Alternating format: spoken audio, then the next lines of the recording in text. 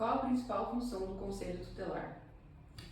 A principal função do Conselho Tutelar é proteger os direitos das crianças e adolescentes. A partir de uma denúncia, como é a atuação do Conselho? Quando nós recebemos a denúncia, então a gente vai verificar. Como que verificamos essas denúncias?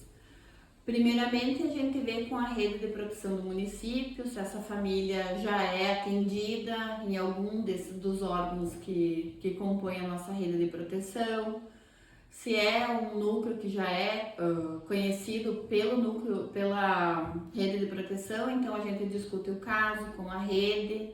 Se é uma questão de uma denúncia grave que precisa, digamos, que um flagrante na hora que está acontecendo no momento, então se for um caso assim de risco, a gente pede o acompanhamento da Brigada Militar, ou senão a gente vai nós mesmos com o nosso carro, quando tem o motorista, senão a gente mesmo vai lá para verificar a situação, a gente depois faz um relatório para ver se ela foi exitosa, se, digamos, não era verdadeira também, porque acontecem denúncias que não são verdadeiras naquele momento, né, às vezes.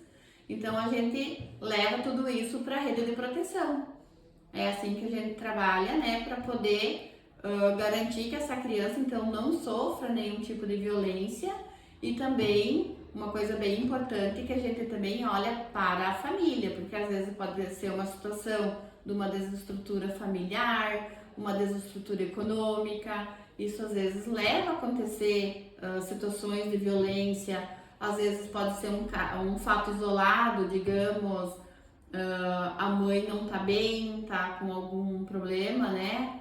Pode acontecer de se passar, bater no seu filho, então a gente tem que saber compreender. Por isso a gente sempre busca o apoio da rede de proteção.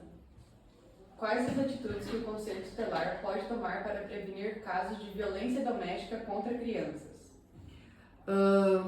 Para prevenir, a gente então faz palestras em escolas, quando as escolas nos chamam, quando tem alguma associação de bairro que nos chama lá para falar sobre a atuação do conselho, então a gente já fala sobre as questões de violência, né? Os tipos de violência, porque às vezes os pais pensam que por eles serem os pais daquela criança, eles podem, inclusive, usar de violência para corrigir, né? Para educar. Eles usam muito, mas eu fiz para educar. Então a gente conversa sobre as violências, que elas não são só físicas, elas são psicológicas, né? Então a gente faz esse trabalho, tenta buscar palestras, leva o pessoal da rede também, que são os técnicos do CREAS, do Centro de Referência da Mulher, que também trabalha das questões de violência familiar contra a mulher, que daí já também às vezes engloba, né, as crianças.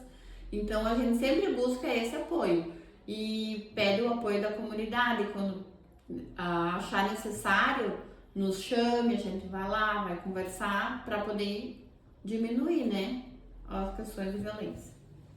Quais são os sinais de alerta que indicam possível abuso ou negligência infantil? Em sua grande maioria, criança fala com o seu comportamento, né, principalmente nas escolas. Uma criança que até então vinha com o seu caderno bonitinho, daqui a pouco ela já começa a fazer uma letra feia, daqui a pouco começa a ficar um pouco mais relaxada com o seu caderno, consigo mesmo, já começa a vir um pouco, que tu vê que ela tá muito triste, ali tu percebe.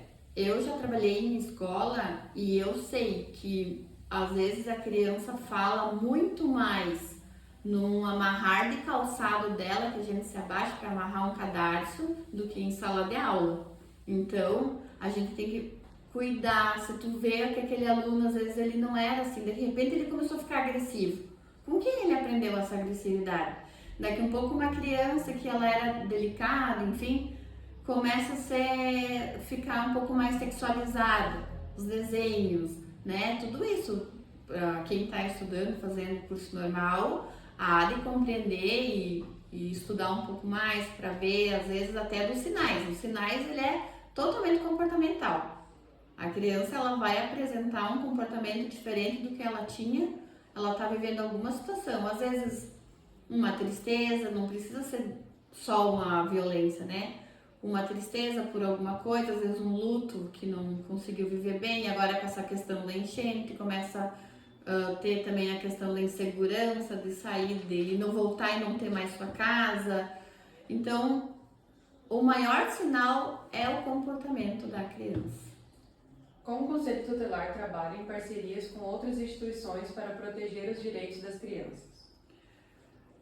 Como eu já falei antes para vocês, a gente então trabalha em rede, que é o CRAS, o CREAS, Centro de Referência da Mulher, Ministério Público, Judiciário, Fundação da Saúde, escolas. Então a gente trabalha assim. Digamos que na escola lá, a professora identificou que um aluno, aconteceu alguma coisa com aquele aluno. Ela vai levar isso, a professora, então, na sala dela vai levar isso para sua coordenadora, para sua orientadora, para eles fazerem uma discussão de caso lá. Se eles perceberem que aquilo tem relação a uma violência ou uma violação de direito, a escola tem, por lei, a obrigação de nos comunicar.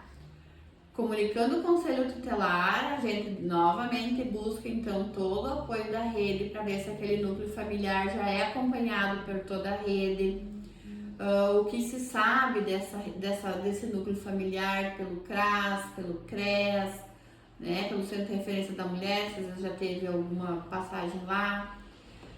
Mas a gente está sempre buscando junto com os outros órgãos. A Fundação da Saúde, às vezes uma criança ela é negligenciada nas suas vacinas, nas suas consultas, se luta tantas vezes para conseguir um acompanhamento psicológico, um acompanhamento médico, se faz às vezes pelo Conselho Tutelar, consegue, né, pela sua vaga por lei também prioritária, o atendimento da criança.